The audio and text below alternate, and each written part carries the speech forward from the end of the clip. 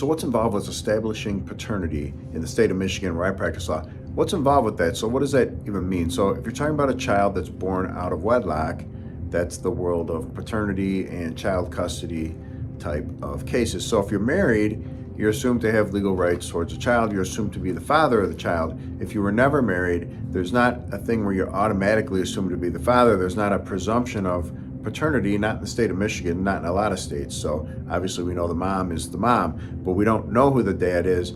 Legally, there's no rights to that, and paternity needs to be established for you to have legal rights towards the child and for the child to have legal rights connected to you. You know, paternity can be important for lots of different things. It can be important for Social Security benefits, for retirement accounts, for estate plan, for veterans benefits. It can involve all sorts of other things. So there's a lot of reasons to be sure to establish paternity. If you've had a child out of wedlock, you know you're the father, that's a given. It's not a dispute that you're the father. You want to set that up the right way. So then what does that look like? How do you do that?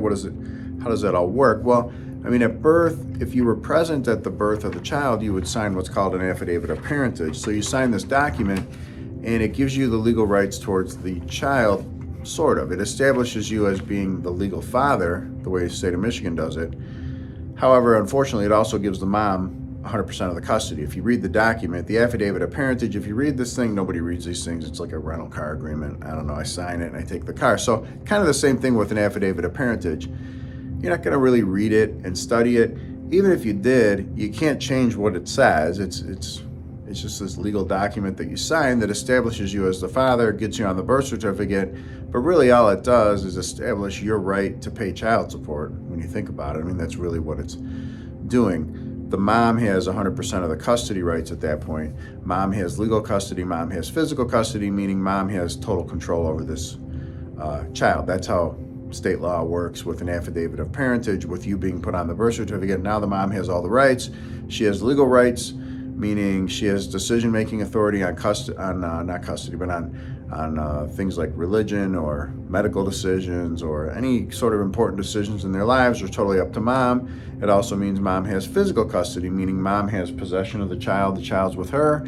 You don't have any rights to take the child. She has every right to stop you from seeing the child. So then what do you do from here? Well, if you've signed an affidavit of parentage at birth, you've already established paternity. So now, if you need to set up your legal rights towards this child and get custody rights set up, you can do that through the court system. You can file a complaint for custody.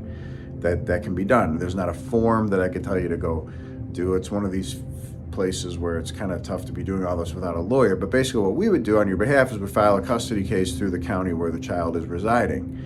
Not necessarily where they're born, but where they live. So they could have been born somewhere else and now they're in whatever, Oakland County, whatever county you're in. We would then file the custody complaint in Oakland County, the county where the child resides. Through that custody case, then we can set up your rights for legal custody, physical custody, parenting time, child support, all these other things. Then that's how all that happens. Without a custody case filed, you're not going to have rights towards the child in any sense of that. Now, if you were never on the birth certificate, you weren't around at the time of the birth, or mom didn't tell you when the child was born, or whatever might have happened, maybe the two of you had long separated before the child was born, at that case, you would need to file a paternity case. So you need to establish that you're the father of the child. So you file a paternity case, you request DNA testing through the court, they do court-ordered testing, and you're established. The decision is that you're the father through this DNA testing. It's proven scientifically that you're the father. Now you're in good shape. Now you have paternity established. Now you can then establish custody rights through the court, same as you would have had you been on the birth certificate in the first place.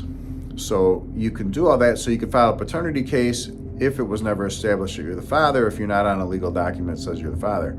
If you're on this legal document saying that you're the father of the child, then you just would need a custody case. You don't need a paternity case. So you could do that and go forward from there. And then once you've established you're the father, you've got a custody case set up, then you're getting into custody issues and parenting time issues. You would set up joint legal custody is obviously primarily what you'd want is joint legal. That would mean you'd share in decision-making authority with schooling, medical, religion, whatever it might be, all the decisions that a parent normally makes in a child's life, important decisions in their lives. You'd want that shared, so you'd want joint legal custody. Then physical custody, not as important. I mean, it's kind of just a label. Physical custody, parenting time go hand in hand. So it would be okay if mom has physical custody as long as you have a parenting time schedule that makes sense and it's something that you want. So, but the point is, from there, you set up a schedule with the child, set up a written document of when you see the child, when mom sees the child, and then there's no disputes about that, fighting about that. There's no issues of when you're supposed to have the child. Now you could get into where mom's not letting you see the child when they're supposed to, but as a starting point, you'd want a court order that says that you have joint legal custody. It says that you're doing whatever you're doing with physical custody. It tells you have a parenting time schedule. If mom has primary custody, as in mom has most of the time with the child, then you'd also set up what a child support number looks like and figure out what that's going to be. And you set up your rights with the schedule with the child, with when you have them during the week, the weekends, holidays, summer, whatever it might be. You set all that up, and there's lots of information out there about what kind of schedules to do and what's reasonable and what's shared custody look like, and do you do, week on, week off, or do you just do every other weekend or somewhere in between? You could work on all of that, but once you've established things, that part is easy to figure out from there, what you want and how you want it to look. But the starting point would be either establishing paternity through a paternity case, or you're already on the birth certificate, you've already signed something at birth, so now you just need to set up a custody case. So hopefully that helps.